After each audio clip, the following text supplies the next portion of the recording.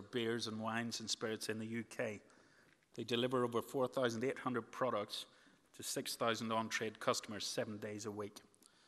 The last 5 years have seen their sales grow from £80 million per year to £150 million per year.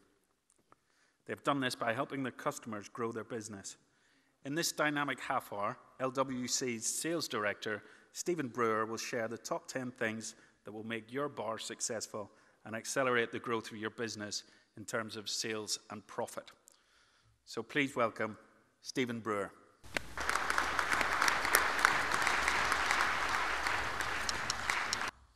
Thank you very much. I won't make any comments about the size of the audience other than say thank you very much indeed to those of you that have come to listen.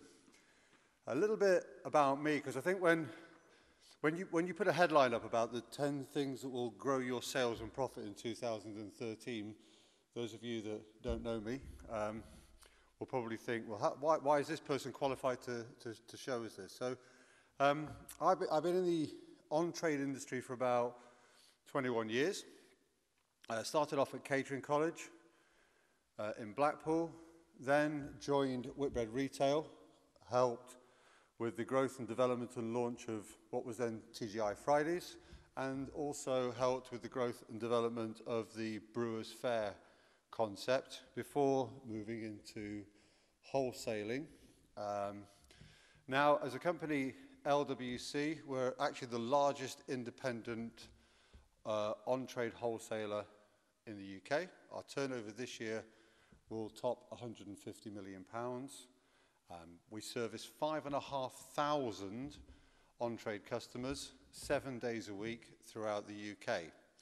So by default, we become experts at what we do because we're constantly striving to help our customers develop their business.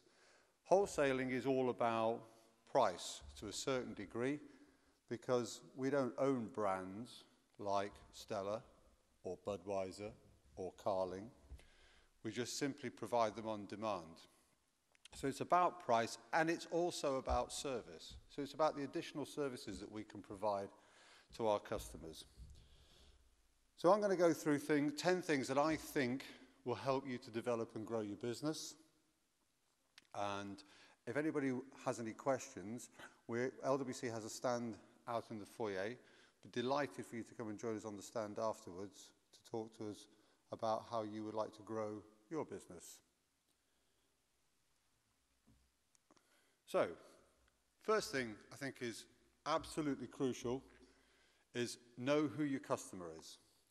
I think in the current economic climate, as the market tightens, everybody wants to be all things to all people. And from our perspective, this is a mistake. I think if you go to Primark to buy clothes, you will not expect to find Armani on display.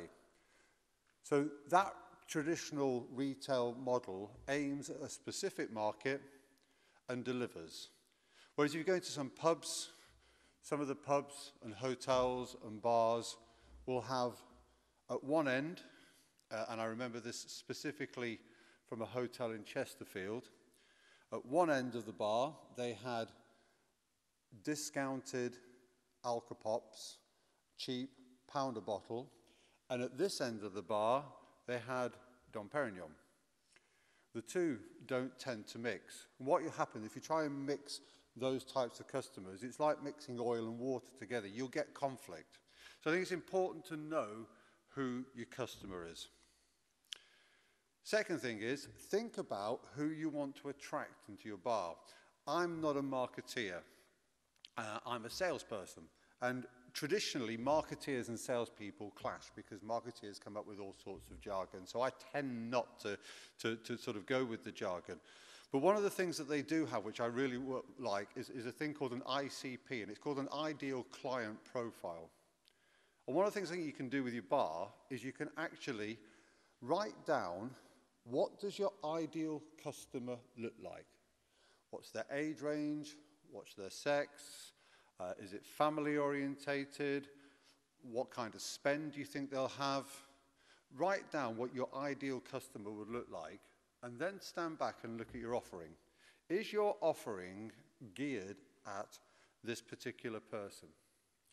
One of the most successful customers we work with, as LWC, has late night venues.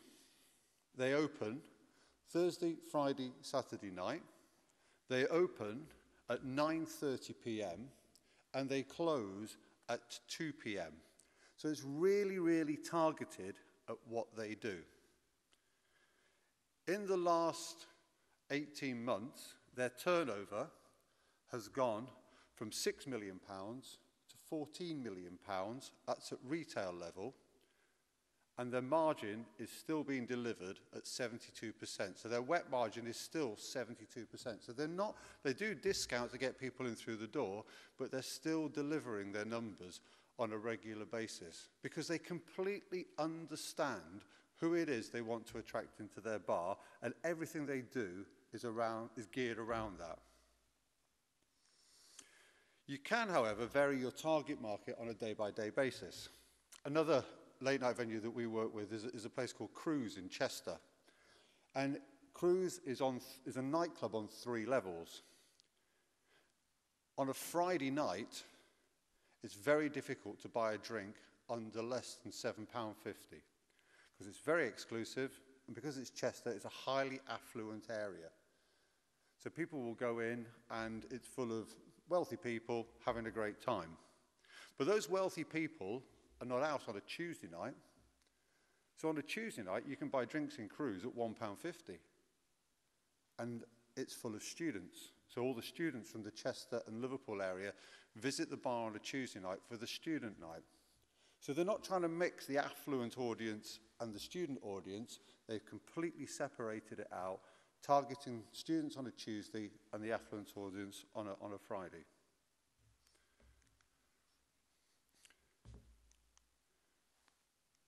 There we go. Okay, promote to get people through the door. So work on marketing your business to get people through the door, because you can't impress them if they don't actually come into your premises. But once you've got them in, also have a separate strategy to keep them there. Make sure when they come in through the door, they stay, and also have a strategy to get them to come back. And then also, you can specialise to fill the quieter periods. Friday, Saturday, and maybe Sunday take care of themselves in our industry. The key to the success of your business is about filling Monday, Tuesday, and Wednesday. Okay, second thing. Experience your bar from a customer's perspective. Those of you that own bars probably have never done this. So, first thing you need to do is visit 10 of your competitors from a customer's perspective. Go and have a look at what your competition is doing, not from a licensee retailer perspective, but from a consumer's perspective. Why is that bar busy? What is it that they are doing that is attracting people in and keeping people in? And make a list.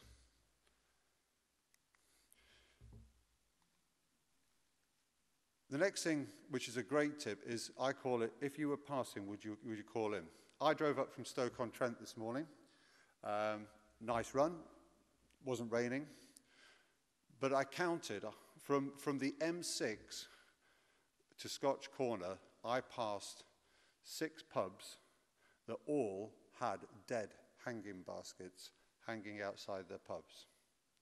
Now, what message does that give to somebody who potentially could be a passing customer? What message does that say about the care and attention that will go into the drinks, the care and attention that will go into the service, and the care and attention that will go into the food if we haven't even bothered to replenish the hanging baskets?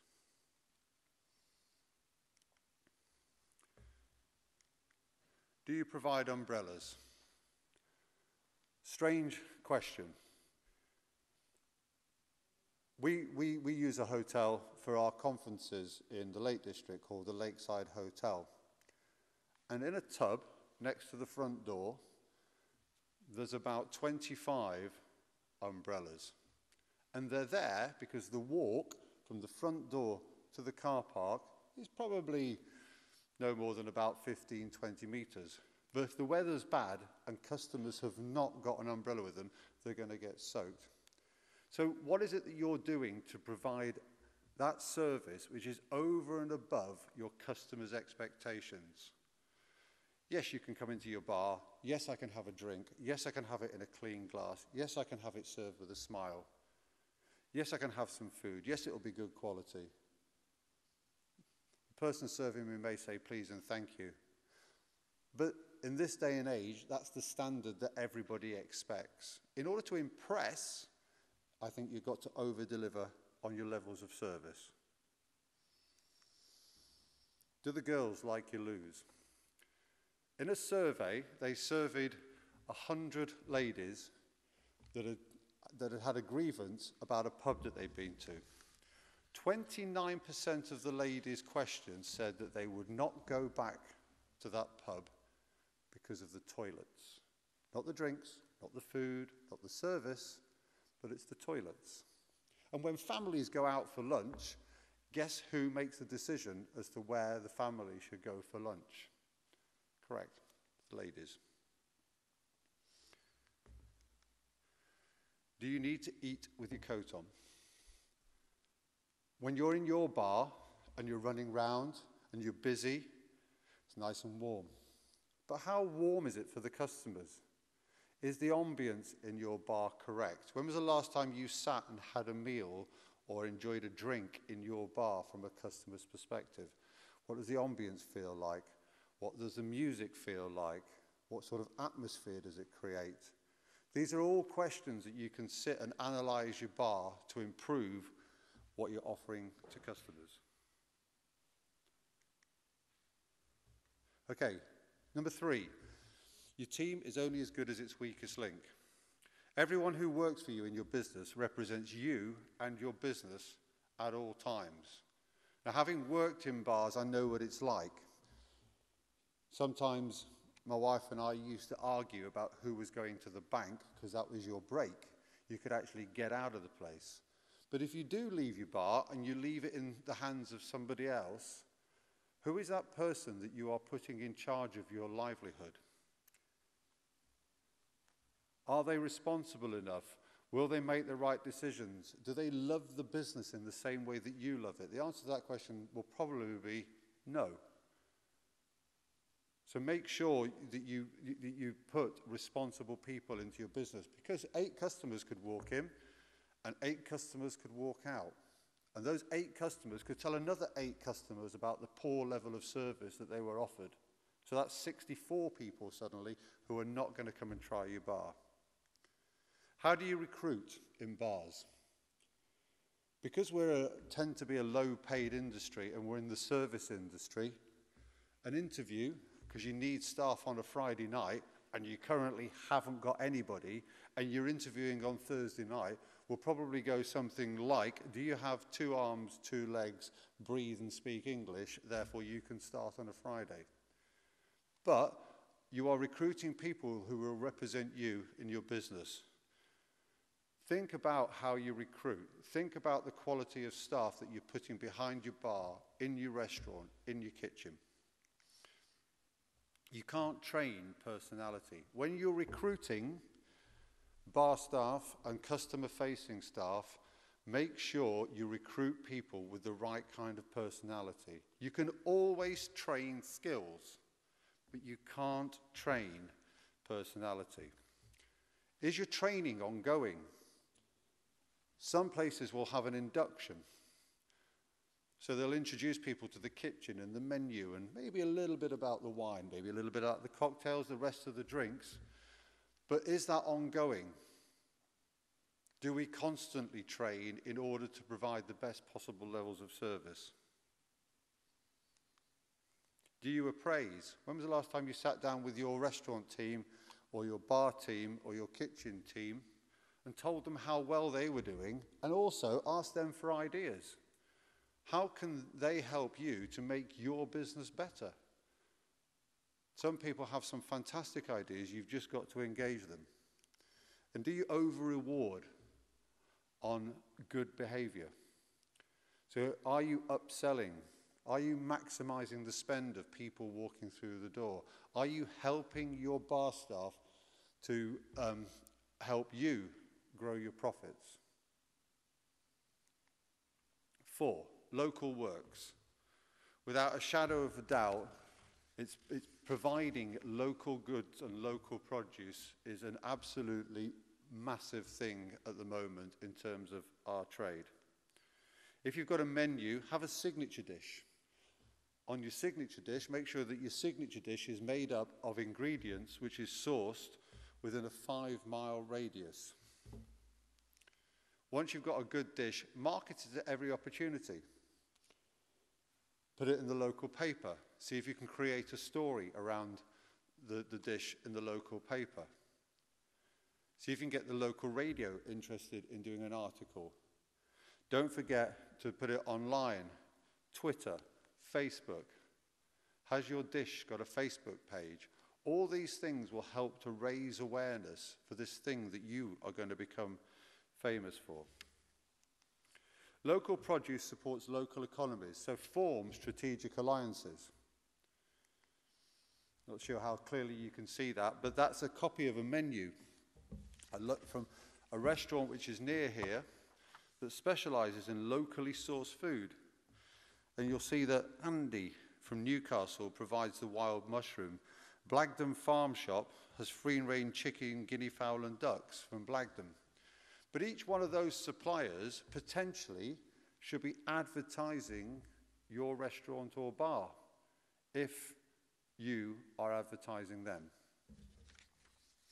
So form strategic alliances with people. Support it with locally produced drinks. I'm going to go on to talk about cask ales very shortly, but there's some great microbrewers and people want to come and try and support local cask ales, for example. It might be a locally produced cider. It might be a locally produced mead. But again, it's a point of difference that you can create in your bar to drive people in. And engage locals. Make it their bar as well as yours. One great idea I saw working really, really well was a small community-led bar. They wanted to do a wine list. And they had a very good local trade. So rather than them sit down with the local wine company and choose what wines to put on, they put a wine tasting evening on where the locals came, bought a ticket, nominal amount £3, and that money went to charity, so it went to a good cause. But the locals tried each wine from the wine supplier and they ended up putting their own wine list together, which works fantastically because every single person then has complete buy-in to the wine list and will visit the pub every Friday and Saturday night to try the wines that they've chosen themselves. Think about the drinks, number 5. Draft beer is in decline, 8% year on year. So when you're choosing what draft to put on the bar, less is better because it's all about quality. We do quite a lot of work with AB InBev. Their lead brand is Stella. All their investment this year for Stella is all around quality and the perfect serve. If you go back 5 or 10 years ago, where you would have a flat, warm pint or a pint of Carling which had no head because it wasn't served in a nucleated glass, those days have gone. It's all about quality. So choose carefully what you're putting onto the bar. Things like world beers are in growth. People are exposed to greater range of produce because people travel. The internet is a fantastic source of information. So there is a desire to try different things. So make sure that your offering on your back bar in terms of bottles satisfies that offering. Cask ale, absolutely massive. Cask ale is one of the few draft categories that is in growth. If you look at the chart there, it shows that car scale drinkers will decide which pub to visit. If you stock car scale, it's perceived that you are a better quality outlet. Car scale is only available in pubs. So those of you that battle all the time, as we all do, against supermarket pricing, people can not go and get a pint of real ale in Tesco's, Sainsbury's or Morrison's. Car scale drinkers are seen to be more affluent. Because they're more affluent, they visit the pubs more often. They bring other drinkers into the pub, and stocking car scale increases your turnover. But it's really important that you choose the right car scales. We mentioned earlier that there are a lot of microbrewers around who will produce some beer, but the beer is not always of a consistent quality. So make sure if you're putting car scale on, you've got a variation.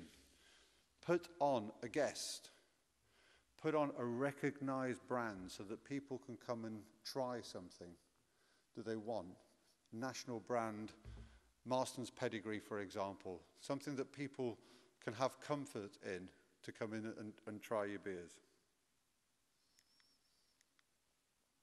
What does your wine list say about your bar?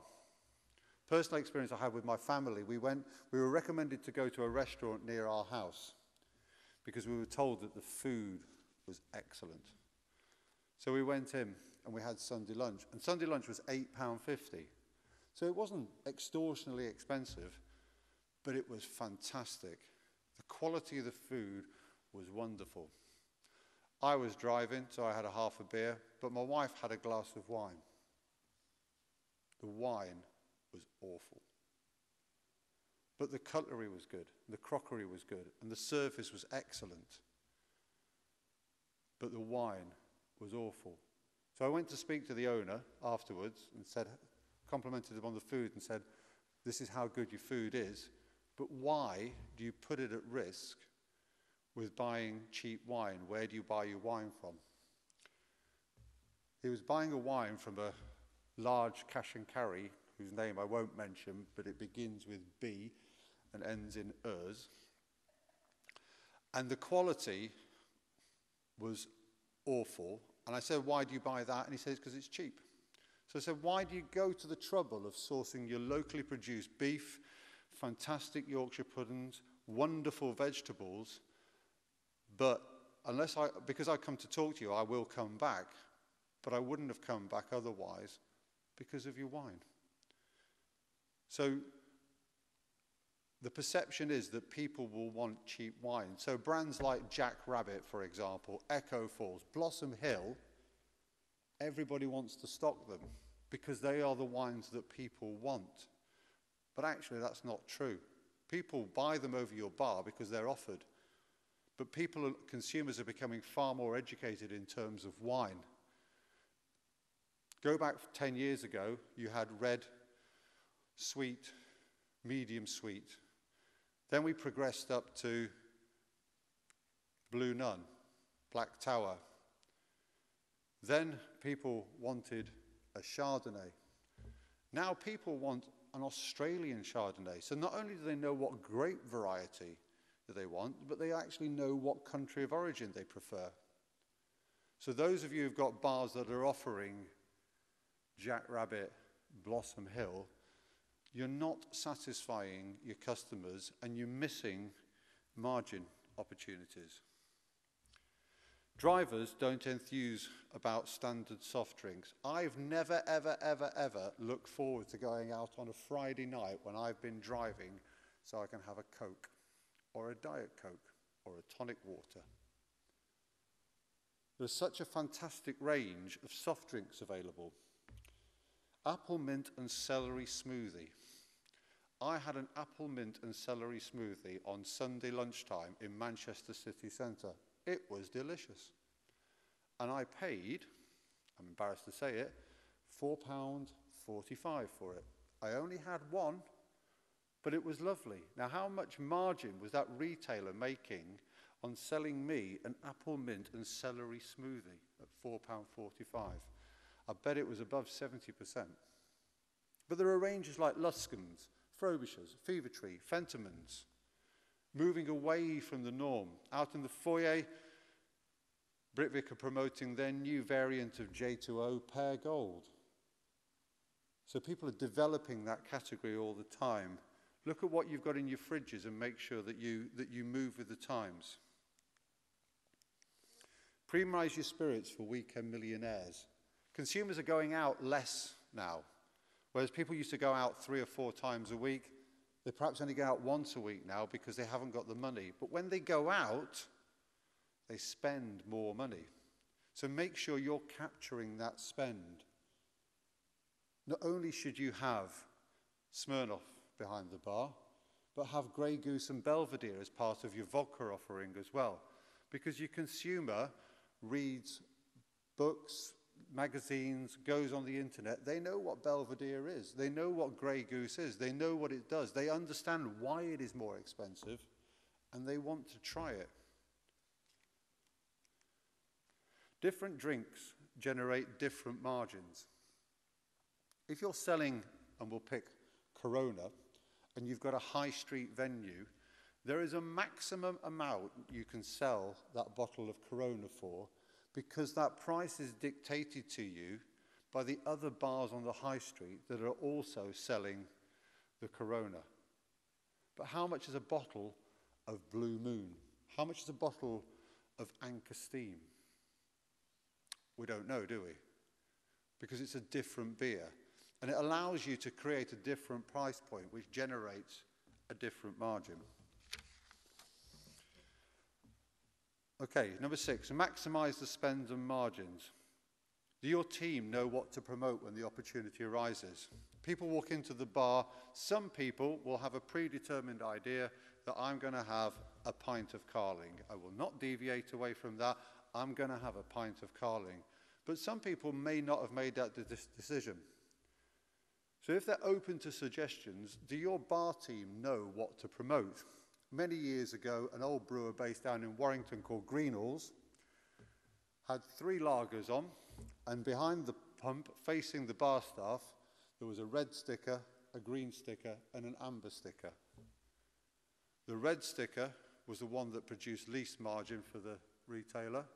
The amber sticker was the middle one, and the green sticker was the one that produced the best margins. So if the consumer was undecided, the bar staff poured the one with the green sticker. Simple model, but it generated the best margins. 2 glasses of wine or a bottle. Customer walks in and orders 2 glasses of wine. Well, the spend to order the bottle might be another 75p more. They were never going to have more than those 1 drinks, but you're maximising the spend. A little bit of theatre goes a long way.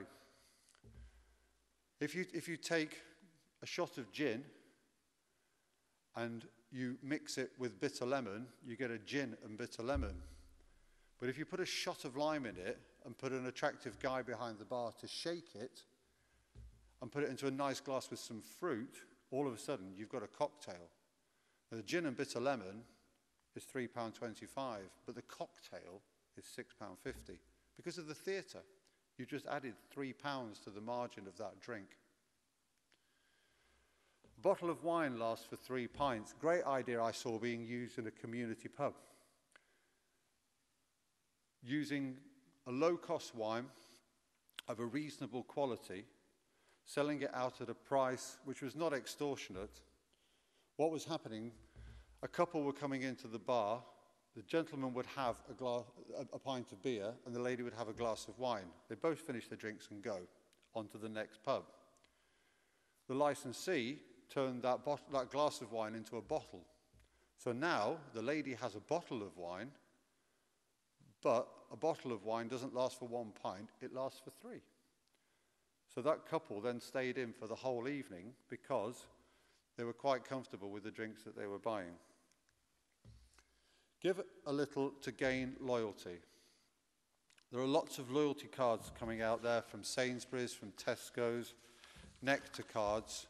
They encourage people to come back in and use your pub or use your bar. And it's much cheaper to keep a customer than to attract a new one.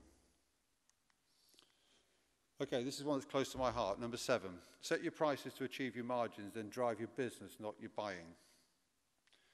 Work with a supplier who works with you. So often in the wholesale market, a customer will go, or one of our sales guys will come and say, we've lost a customer because we've been undercut by £2 on a keg.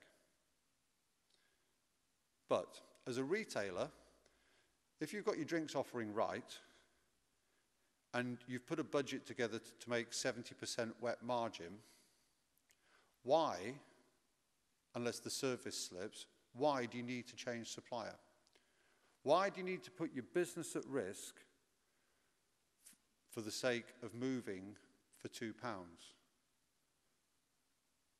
You're happy with your drinks list, you're happy with your supplier, and you're achieving your margin. Agree your prices for 12 months so that they're set, so that you know you're going to achieve your budget. Focus on your top 20 products, because switching supplier puts your business at risk. Once you've got those in place, drive it. Going back to earlier what we said about bar staff that you leave behind the bar. Lots of people who run pubs will go to cash and carry and save £15. But they've had to pay the bar staff £7 an hour. So that's 14 of the 15 gone. They have to put £15 worth of fuel in the car to go to cash and carry. So that's another £15 gone. And then it's their own time as well on top of it. So actually they're not saving anything.